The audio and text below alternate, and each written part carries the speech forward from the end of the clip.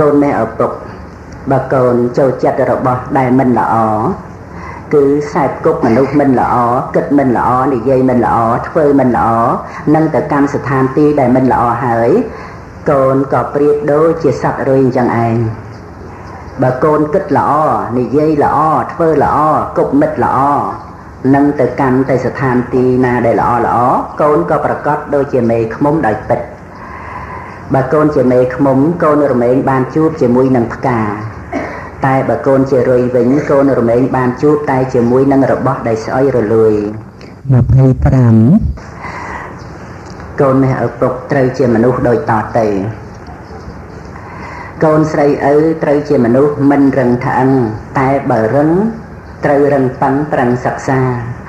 កូនប្រុសឪត្រូវជាមនុស្សមានប្រាជ្ញាព្រះផ្ដាំថាកុំស្នេហាស្រាស្រីល្បែងកូនស្រីឪត្រូវជាមនុស្សមិនជាប់នុយកុំស្នេហ៍លុយស្អុយគេឈ្មោះរស់ដូចផ្សែងកូនស្រីឪត្រូវជាមនុស្សចេះខ្លាចក្រែងព្រះសម្ដែងឲ្យទម្លាប់ជាប់សិលវិញកូនប្រុសឪត្រូវជាមនុស្សចេះស្មោះត្រង់កុំតាមចង់ក្រែងមិនសុខទុកមនោមនិញកូនប្រុសឪត្រូវជាមនុស្សតាមចេះវិញប្រឹងបំពេញធัวសន្តោសប្រោសមេត្តាកូនស្រីឪត្រូវជាមនុស្សមិនប្រមាទជាស្រីឆ្លាតចេះប្រមែលមើលកិច្ចការកូនស្រីឪត្រូវជាមនុស្សទន់ចរិយាតែយ៉ាងណាសូមស្រីមុំកុំទន់ខ្សោយកូនប្រុសឪត្រូវជាមនុស្សចេះអត់ធន់ការស្រាលធ្ងន់កុំតម្រុនទន់បណ្ដោយកូនប្រុសឪត្រូវជាមនុស្សមិនថយក្រោយកុំចាំឲ្យមនុស្សស្រីច្រានបានទៅមុខកូនស្រីឪត្រូវជាមនុស្សមិនលេះលោះពាក្យពីរោះមានរបៀបរៀបទំនុកកូនស្រីឪត្រូវជាមនុស្សរក្សាសុខបើខ្លាចទុក្ខកុំជាមនុស្សទ្រុសសិលធម៌កូនប្រុសឪត្រូវជាមនុស្សចេះស្គាល់ខ្លួនចិត្តមមួនមិនអំនួតអួតខ្ទាខ្ទួកូនប្រុសឪត្រូវជាមនុស្សមិនញាប់ញ័រជួបលោកធម៌ត្រូវពិចារថាមិនទៀងកូនស្រីឪត្រូវជាមនុស្សចេះដឹងគុណជាដើមទុននៃជីវិតពិតជាស្បៀងកូនស្រីឪត្រូវជាមនុស្សមិនលំអៀងសម្ដីទៀងពិតប្រកបមាត់ក្រអូមកូនប្រុសឪត្រូវជាមនុស្សចេះចាប់ផ្ដើមកុំច្បិចច្បើមក្រែងប្រឹងប្រែងក្រែងខ្វះហូបកូនប្រុសឪត្រូវជាមនុស្សមិនចេះល្មោកតែបើទ្រោកត្រាដល់ខ្ជិលរិលបញ្ញាកូនស្រីឪត្រូវជាមនុស្សមិនច្រណែនរៀបបែបផែនជាមង្គលដល់គ្រួសារកូនស្រីឪត្រូវជាមនុស្សមានមេត្តាមិនអ៊ីសាក្នុងជីវិតពិតជាស្ងប់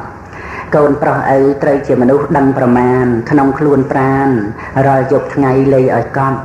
កូនប្រុសឪត្រូវជាមនុស្សមិនអភ័ព្វមិនត្រូវជាប់គ្រឿងញៀនញាមកាមគុណ5កូនប្រុសស្រីកុំជាមនុស្សទ្រុសមិត្តភក្តិកុំជំពាក់ទ្រព្យបំណុលបលបញ្ចាំកុំរ៉ាប់រងធានាទ្រព្យជាប់គ្រោះកម្មឪសូមផ្ដាំកម្មវេរាជាគ្រោះកាចកូនប្រុសស្រីកុំជាមនុស្សទ្រុសសីលាកុំគិតថាសិលនេះណាខ្លាកំណាចតាមពិតសិលជាទេវតាក្លាអង្អាចមានអំណាចអាចប្រហារខ្លាកិលេសកូនប្រុសស្រីកុំជាមនុស្សទ្រុសមេត្តាស្រីនេះណាជាព្រះព្រំកុំប្រហែសតែប្រហើនហ៊ានខុរខើត្រូវភ្លើងឆេះជាតិអ្នកចេះត្រេះរិះដឹងប្រឹងបូជាកូនប្រុសស្រីកុំជាមនុស្សទ្រុសបៃតាត្រូវដឹងថាប្រុសនេះណាជាព្រំមេបានសុខហើយក្នុងជំរំព្រំវិហារត្រូវមនីភ្ងារលឹកនឹកតបគុណកូនប្រុសស្រីកុំជាមនុស្សទ្រុសប្រពុតត្រូវលំអិតកាយវាចាប្រាថ្នាបុណ្យកូនមានទានសិលភាវនាជាដើមទុនផុតពីរុនចាអបាយឆ្ងាយពីទុក្ខកូនប្រុសស្រីកុំជាមនុស្សទ្រុសព្រះធម៌កុំជាប់ជួរនៃកាមគុណសុនក្នុងគុក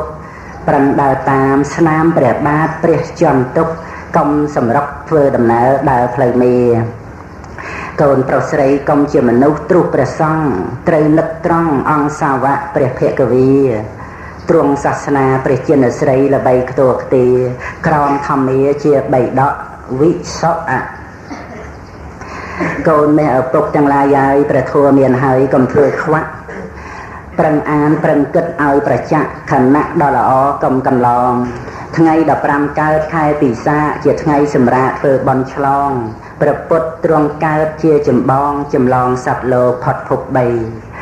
ថ្ងៃ15កើតខែអាសាឍកូនឪត្រូវឆ្លាតយល់សេចក្តីថ្ងៃនោះជាថ្ងៃប្រជាណស្រីចាប់ផ្ដើមពោលស្ដីត្រាស់ទេសនាជាថ្ងៃកំណើតនៃព្រះធម៌ស្ដាប់ហើយតាំងគួរដល់ថ្លៃថ្លាដល់ពេលប្រសូតបានសោតតាផុតចាកទុក្ខាក្នុងអបាយថ្ងៃដែលព្រះសង្ឃមានកំណើតថ្ងៃ15កើតមិនមែនឆ្ងាយគឺថ្ងៃតែមួយដែលធម្មកាយចាប់ផ្ដើមសព្វផ្សាយដោយព្រះពុទ្ធ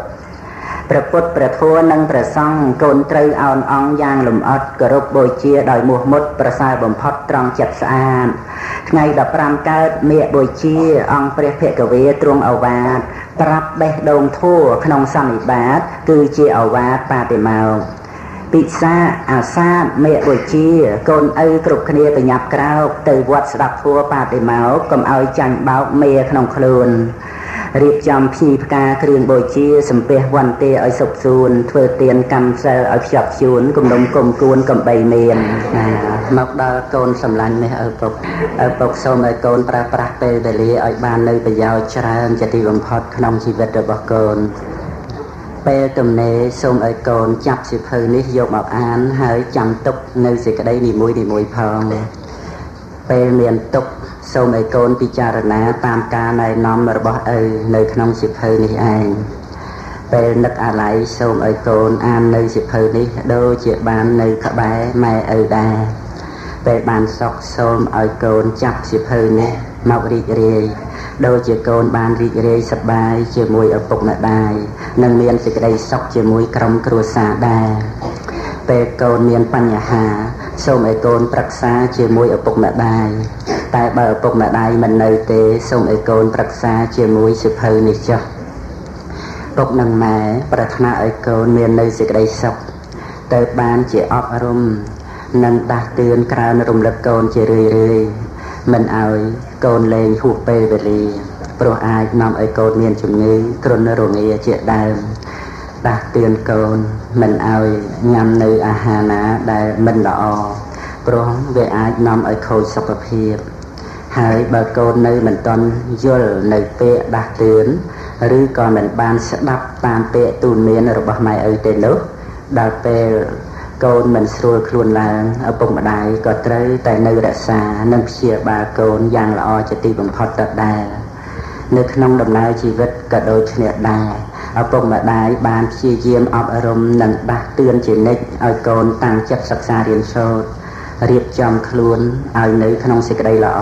មិនឲ្យកូនប្រព្រឹត្តខ្លួនជាមនុស្សលេះលោះតែ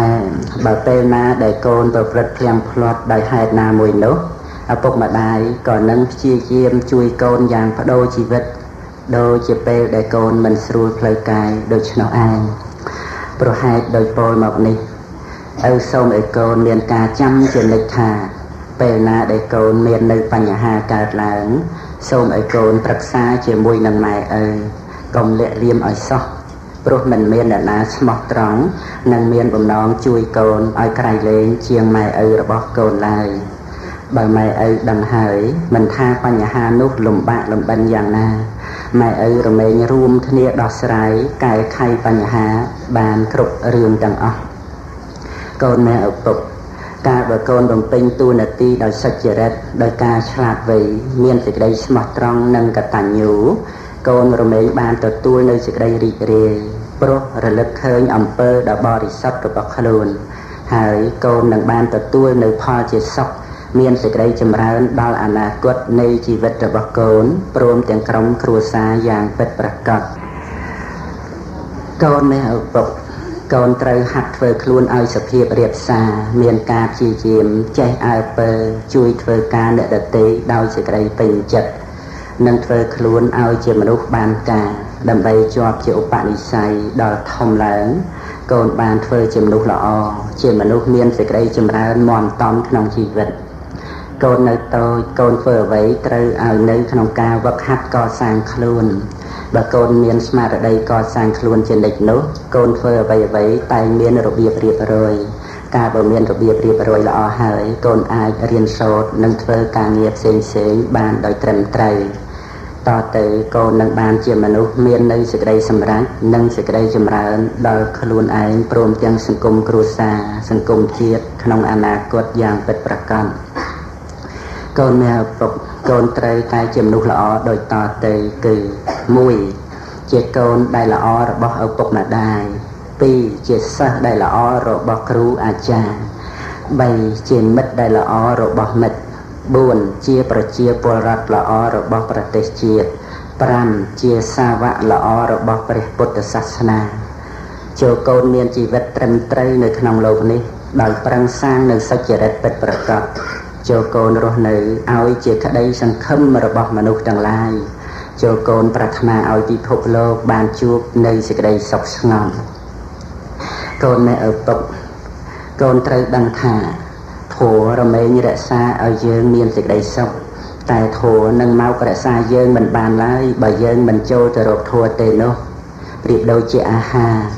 នឹងមកឲ្យយើងឆ្អែតមិនបានដោយពិតបើយើងមិនបរិភោគនៅអាហារនោះទេយ៉ាងណាមិញធម៌ក៏យ៉ាងនោះដែរបើយើងមិនយកមកបដិបត្តិទេធម៌ក៏ជួយអ្វីយើងមិនបានឡើយដូច្នេះក្នុងការដែលយើងនឹងមាននៅសេចក្តីសុខសេចក្តីចម្រើនក៏ព្រោះយើងបានបដិបត្តិនឹងឯងធម៌ជារបស់ចាំបាច់ក្រៃលែងជាងអាហារក្រៃលែងជាងខ្យល់អាកាសនិងក្រៃលែងជាងអ្វីៗទាំងអស់ព្រោះធ្វើឲ្យជីវិតយើងមានគុណតម្លៃកូនមានឪពុកជីវិតឪពុកតាំងតែពីមានកូនរហូតមកដល់ខណៈនេះសេចក្តីប្រាថ្នារបស់ឪពុកដែលមានចំពោះកូនគឺសូមឲ្យកូនមានការចេះដឹងល្អនិងសូមឲ្យកូនមានការប្រព្រឹត្តល្អទ្រព្យសម្បត្តិមិនមែនជារបស់សំខាន់ណាស់ក្នុងការដែលឪពុកម្ដាយចែកឲ្យកូននោះទេតែការចេះដឹងល្អនិងការប្រព្រឹត្តល្អជាសម្បត្តិសំខាន់ដ៏ក្រៃលែងដែលឪពុកនិងម្ដាយប្រាថ្នាប្រគល់ឲ្យដល់កូនជាទីស្រឡាញ់និងជាទីហួងហែងរហូតមកបើកូនធ្វើតាមពាក្យដែលឪពុកនិងម្ដាយណែនាំផលនឹងកើតជាគុណតម្លៃនិងជាសេចក្តីសុខឲ្យដល់កូនរួមទាំងគ្រួសារព្រមទាំងអ្នកដែលនៅជុំវិញកូនទៀតផងកូនមានឪពុកការចូលរៀនក្នុងសាលាការលេងកីឡាការសម្ដែងសិល្បៈជាដើមទាំងអស់នេះគឺត្រូវមានគ្រូមានការគ្រប់គ្រងមានការបង្វឹកពីខាងដើមមកយ៉ាងណាមិញមនុស្សយើងតាំងពីតូចមករហូតដល់ធំនឹងចេះមានការទទួលខុសត្រូវដោយខ្លួនឯងបាននោះក៏ត្រូវមានឪពុកមានម្ដាយមានគ្រូមានអ្នកមើលថែនិងមានអ្នកបង្វឹកបង្ហាត់បង្រៀនយ៉ាងនោះដែរការបើកូនមានការចេះដឹងល្អមានការប្រព្រឹត្តល្អហើយនោះកូនរមែងមានសេចក្តីសុខក្នុងជីវិតរបស់កូនយ៉ាងពិតប្រាកដឪពុកនិងម្ដាយរបស់កូនមានសេចក្តីសុខណាស់កាលបើបានមើលថែនិងទូមានអប់រំដល់កូនហើយកូនជាមនុស្សប្រដៅងាយប្រព្រឹត្តល្អចម្រើនដោយគុណនិងមានសិលធម៌ប្រចាំខ្លួនជាប់ជាឧបនិស្ស័យតាមការដែលម៉ែឪទូមាននោះគុណឪពុកកតញ្ញូតាធម៌ជាគុណធម៌ដែលសំខាន់ក្នុងភាពជាមនុស្សការដឹងគុណនិងការតបគុណនោះអាចគ្រប់គ្រងរក្សាឲ្យកូនផុតអំពីភាពអាក្រក់ទាំងពួងបានបុគ្គលដែលតបគុណដល់អ្នកដែលមានគុណរមែងមិននិយាយមិនធ្វើនៅអ្វីដែលជាហេតុឲ្យអ្នកមានគុណក្តៅក្រហាយចិត្តឡើយកតញ្ញូតាធម៌មានកម្លាំងដ៏ក្រៃលែងបើមិនគិតឲ្យល្អទេគឺមិនអាចយល់បានឡើយដូច្នេះកតញ្ញូតាធម៌ត្រូវកូនខំប្រឹងគិតឲ្យបានល្អកុំយល់ថាមិនសូវសំខាន់នោះមនុស្សដែលអាក្រក់ខុសសិលខុសធម៌ខុសវិន័យទៅបានតាំងតែពីខុសតូចរហូតដល់ខុសធំគឺកើតមកអំពីការមិនដឹងគុណតែបើកូនជាមនុស្សចេះដឹងគុណកូនមានតែសេចក្តីចម្រើនដោយកុសលម្យ៉ាងទៀតកតញ្ញូតាធម៌ដែលមានក្នុងខ្លួនកូនជាគ្រឿងសម្គាល់ថាកូនមេឪពុកជាមនុស្សល្អសំណូមពរចុងក្រោយរបស់ឪកូនមេឪពុកសូមកូនជួយឲ្យឪពុកម្ដាយបានសម្រេចបំណងដែលជាទិសដៅនៃការខំប្រឹងប្រែងអប់រំចិញ្ចឹមកូនគឺសូមឲ្យកូនបានជាមរតកដ៏សំខាន់បំផុតជាមរតកដែលឪពុកនិងម្ដាយរបស់កូនប្រគល់ឲ្យដល់ប្រទេសជាតិនិងពិភពលោកកាលបើឪពុកម្ដាយបំពេញតួនាទីរបស់ម៉ែឪបានសម្រេចដោយកូននេះឪពុកជាមនុស្សល្អហើយឪពុកនិងម្ដាយរបស់កូនក៏មាននៅសេចក្តីសុខព្រោះសមតាមបំណងដែលបានគិតទុកតាំងតែពីកូននៅក្នុងផ្ទៃម្លេះនិងម្យ៉ាងទៀតម៉ែឪសប្បាយចិត្តត្រង់ដែលមានអ្នកបន្តវង្សត្រកូលដ៏ល្អគឺមាននៅចំណេះដឹងនិងមានការប្រព្រឹត្តយ៉ាងរៀបរយឪពុកសូមយកចិត្តដ៏បរិសុទ្ធស្មោះមកឲ្យពរដល់